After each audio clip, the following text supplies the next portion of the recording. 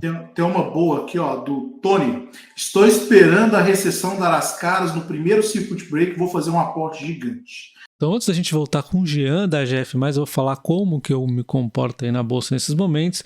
Primeiro que a gente tem que lembrar é que a bolsa está barata, como eu comentei no vídeo de ontem, né? O PL, seja com Petrobras ou sem, financeiro, tá tudo aí muito barato, a níveis aí difícil de serem encontrados, mas desafios também são difíceis de ser encontrados. A gente tem a Europa com a Alemanha aí na maior inflação de todos os tempos, tendo que inserir mais dinheiro aí na economia por conta da energia, a Rússia com essa guerra com a Ucrânia está pressionando a questão do gás, questão energética aí com a Alemanha. Nós vimos tudo isso ontem, né? A Alemanha e toda a Europa, na verdade.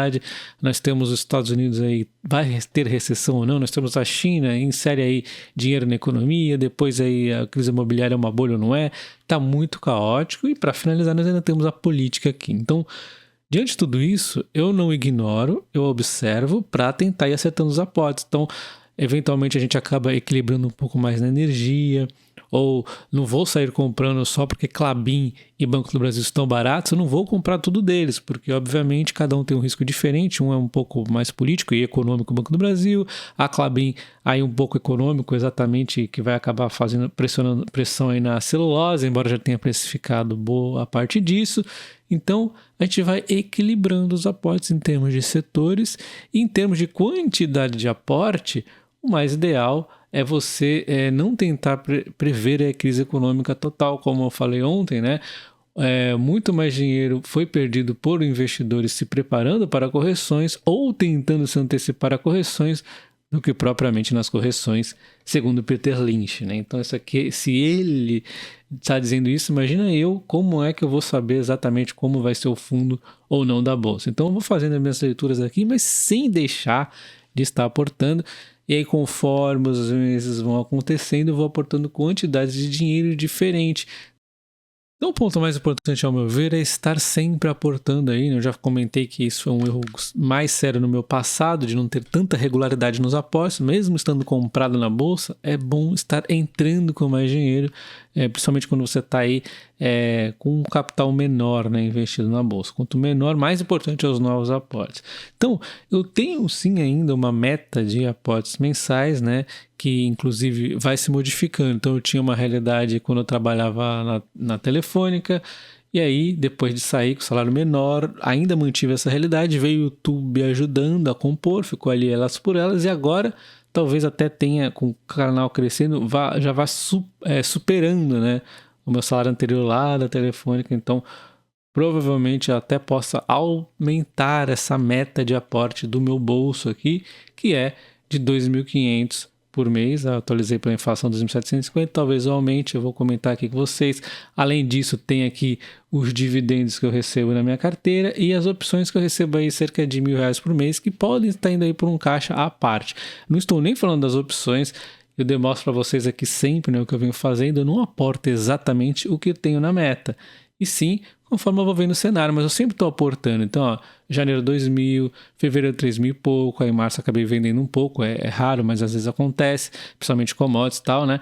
Abril, e aí, ó, junho já aumentei, porque teve bastante promoção. Julho a bolsa ficou muito barata, vários setores eu fui lá e comprei mais ainda. Agosto também deu uma comprinha um pouquinho forte, aí teve até exercício de puts, na verdade, e setembro está em aberto, pode ter exercícios aí de puts no mês seguinte, então às vezes uma promoção de julho acaba refletindo em agosto, vai depender de como é que você organiza aí, né, os seus aportes. Então, eu vou mudando conforme eu vou vendo o cenário. A gente vê que em julho estava muito barato a bolsa e setembro também já começa a ficar muito interessante, né? E baseado nos dividendos e na meta que eu tenho, eu vou mantendo um saldo, né? Um caixa aqui teórico. Então, se eu abrir agora lá a minha conta, eu tenho que ter esse dinheiro lá, né? Não sei se eu vou deixar na renda fixa, seja onde for, tem que ter esse dinheiro separado. É importante você não usar esse dinheiro e deixar realmente para entrar na bolsa. Você não precisa estar aportando todos os meses, mas no longo prazo esse dinheiro tem que estar entrando na bolsa em algum momento. Lembrando que eu ainda opero com opções, que deve dar em média 1.000 por mês, aproximadamente. Então, a gente pode também estar entrando no caixa mais esse dinheiro aqui. E como eu acabei de falar, eventualmente sua vida vai melhorando de salário, alguma coisa do tipo. Eventualmente pode cair também. Você vai ajustando a meta do seu bolso, mas não precisa ter uma regra de, puxa, vou inserir 2.500 todos os meses. Não, você vê que aqui um mês ficou meio negativo e no outro 8.000 e pouco, né? Os dividendos ajudam muito, inclusive, a você ir variando, tá? Se um dia a bolsa ficar cara, eu vou reduzir bastante esses aportes devagarzinho, juntando um caixa para um outro momento de baixa, né? No momento quando a gente está tudo barato, é sempre difícil ir controlando caixa, mas você vê aqui com os exemplos que eu venho trazendo mês a mês, tudo que eu venho comprando, que é possível. Mas antes, deixa o like nesse vídeo e se inscreve no canal ativando o sino para você não perder tudo que eu estou comprando mês a mês ainda. Nessa semana eu vou mostrar os meus movimentações recentes. E agora vamos voltar com o Jean.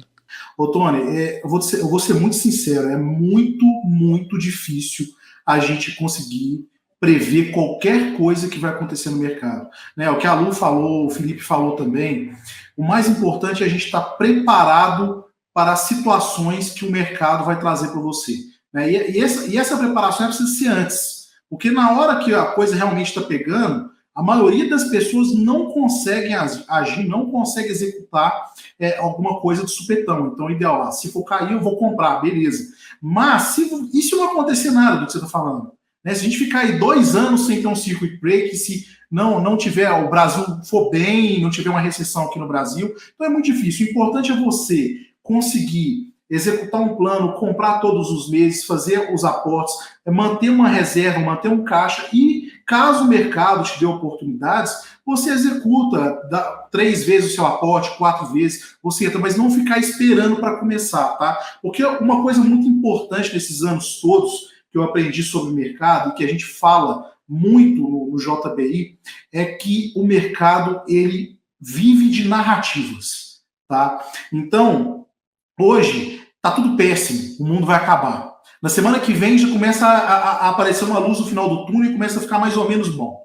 Aí na outra semana o negócio fica bom, depois na próxima fica péssimo. Então, assim, é um mercado onde tem um jogo de interesse muito grande, as pessoas precisam gerar fatos para que o mercado movimente de um lado para o outro, e o que a gente ensina dentro do jeito Barsi é justamente ficar fora de todos esses ruídos e faça chuva ou faça sol, seguir uma estratégia de forma consistente para te trazer um retorno satisfatório em dividendos. Então, se você entrar nessa vibe de ficar escutando narrativa, que vai ter recessão, pode acontecer um circuit break, não sei o quê, cara, eu adoraria que tivesse circuit break, todo mundo aqui adoraria, mas ninguém consegue prever quando isso vai acontecer, né? E normalmente, pela velocidade que a gente tem hoje de propagação da informação, esses movimentos eles são muito mais rápidos, tanto para baixo quanto para cima.